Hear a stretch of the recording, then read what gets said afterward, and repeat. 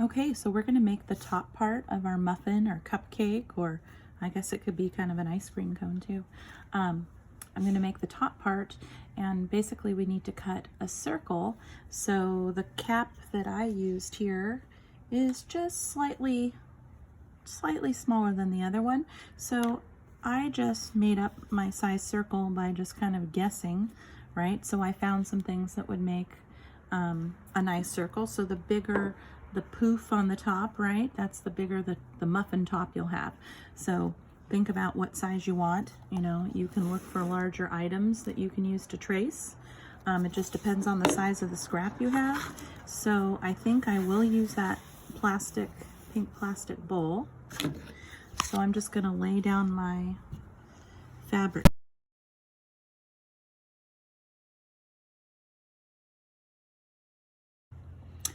Okay, so we're going to move on to the last part where we get to sew it up and turn it into a pin cushion.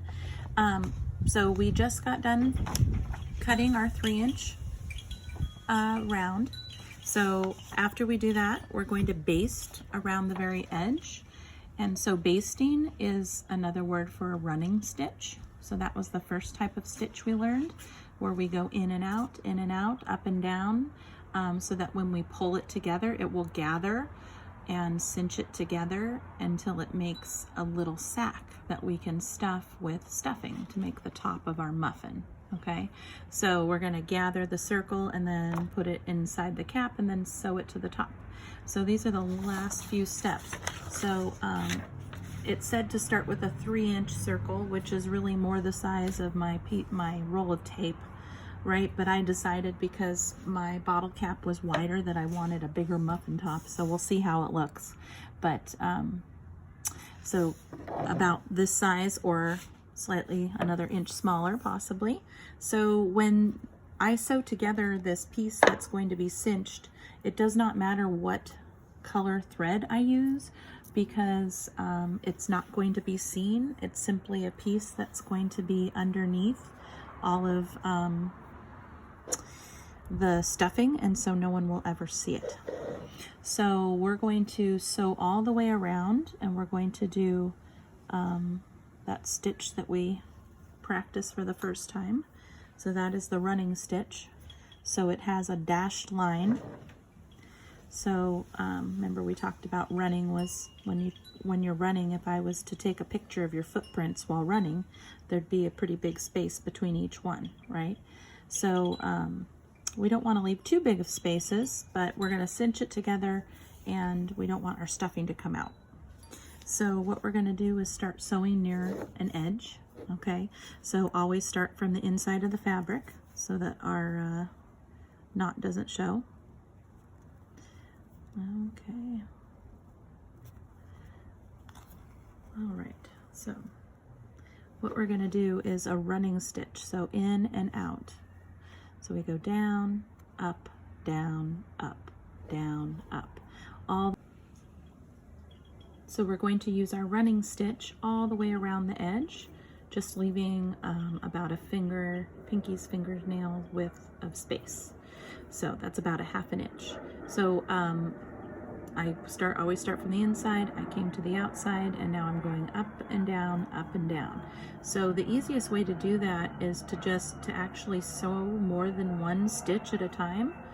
So I can make a zigzag and kind of fan fold it. And so if you see, my fabric is going up, down, and my needle's going through it, right? So it's all cinched up. So that's kind of how we're going to bring it together, just like how a drawstring would work on your pants, right? So we can do 3 stitches at a time. So if I go down, I'm on the back, I go down, cross it over, then I go down, so I'm flipping it up, down. So I made 3 cinches there. I could pull it through. Okay, so there's my running stitch, as other people call it, basting, right? So a lot of the times when you're sewing clothing, they do basting for a very quick stitch to figure out where they need to sew with the machine, so they'll quickly stitch something up by hand. It's not a very secure stitch, but it allows the fabric to bend, to move too. Okay, so we're almost more than halfway down around now. So each time I'm able to do this, I'm doing 3 at a time. 1, 2, 3.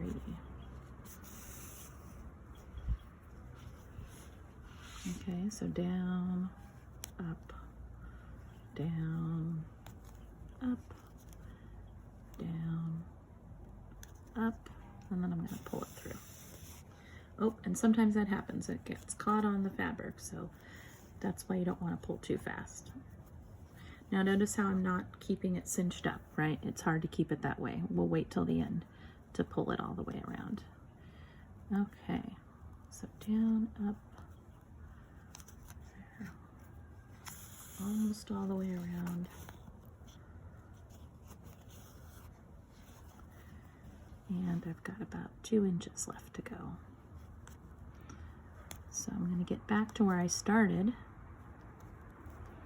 right? And then I'm going to come out that end. Now this is where it's kind of fun because you can cinch from both sides, right? So you have this end you can pull, but you also have this end you can pull. And so sometimes what happens if you pull too fast, right? So I'm kind of cinching it all up like a little purse. So once I start pulling, and then sometimes it's hard to get the last bit to go. So instead of pulling the first part, I'm going to go with my original string, and then I have 2 strings and I can cinch it up. Kind of looks like a little shower cap or like a chef's hat or something. So now what we're going to do is stuff this with our stuffing. So let's do that. Okay, this white fluffy stuff is so fun to touch, isn't it? It's kind of like what you think a cloud would feel like, right? So start with a little handful and kind of keep it cinched up, and then you're going to put it in the pouch and then use your finger. You can also use the back of a pencil too. So I'm just kind of putting it 1 fingers in at a time and then trying to get it in as much as I can. Now I'm going to cinch it together, but I have to keep stuffing it down. Okay, so I'm pulling it together, stuffing it in, pulling it together, and now all I need to do is really tie this part off, right? So the nice part is I have my original little tail that I put a knot in, and I have my long tail with my needle in it. And so what I'm going to do to make it easier is just snip off the long tail. So now I have 2 shorter tails, but they're definitely long enough to tie. This might be a good time to ask a parent to hold it while you tie, because it is kind of tricky because it wants to come undone. But, you know, I have practice at this. So once I get a single knot, I'm going to pull it again tighter and then make my loop with my fingers over, and then I kind of grab it, move it through the loop, and then pull. Okay, so, and I didn't get it as tight as I really wanted it, but I think it'll actually work. So it's got a nice little muffin top there for my base. Okay, now it kind of does look like a little chef's hat. It's awfully cute. So what I'm going to do now is these pieces, these little strings, I don't need, but I don't have to cut them off. I can just stuff them inside. Okay, and don't forget you have your original string that you sewed with. So that's going to be on the outside. Okay, so we're at the last step. We're going to sew it together, and if you unthreaded it already and had to rethread it, you should have your threaded needle that's attached to the base piece, and then you're going to put the muffin top back in, right? And then we have this edge, and we're going to grab some of these pieces right here. You can kind of see it's a little bit tricky because I don't want to, if I go too many pieces through the fabric, it's really hard to push it through. So just try to grab through one, and then I'm going to pull that tighter. And then I'm going to go grab through another edge and just try to go through one wrinkle at a time. Okay, so I'm going to grab a piece and then find a little wrinkle it's kind of like a pleat.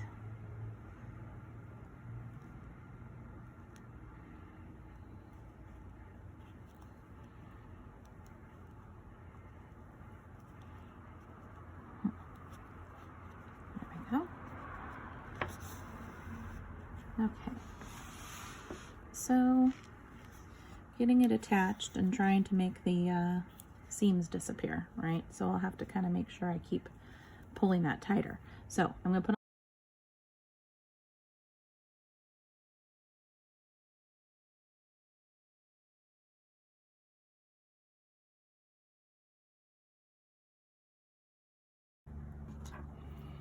Okay, so I made it all the way back around to where I started, and I'm going to try to hide where I knot it. So I'm going to go back, so I'm done sewing. I'm going to go back through, and this is where I hid the knot the last time, as I went down back to where I had my original sewing. Okay, so I brought it all the way down to the base of the cupcake. Right, and then I'm going to grab one of my seams from earlier. So I'm going to sew right through there and make a loop. And then I'm going to grab that loop with my needle. Let's go back again. I lost it. There we go. Grab with the needle and pull it tight. And I've made a slip knot, and then I'm going to double knot it. So there's my loop. Back through the loop, and come on, I want my knot to be close to the bottom. So if I put my needle tip through where I want to knot it, I can bring the knot in as tight as possible and hold it still. And then that way my knots are as hidden as they can be, but secure. Okay, so that is a cute little muffin or chef's hat or cupcake, whatever you want to call it. And now you have a place to put your needles to keep them safe while you are working. So that's where you should keep your sewing needle. And you have some pins. So remember, a pin is one that has a head on top. So some of you might have some that look different. If you got any of these with the tiny, tiny, tiny head, they're harder to hold on to, but they work in the same way. So we're going to use them when we go to make our stuffy, because we're going to need to pin our stuffy while we sew it. Okay, so now I have this cute little cupcake, and it can go in my sewing basket later, or be something that you can keep for a long time and use. All right. That is your cupcake with a bottle cap.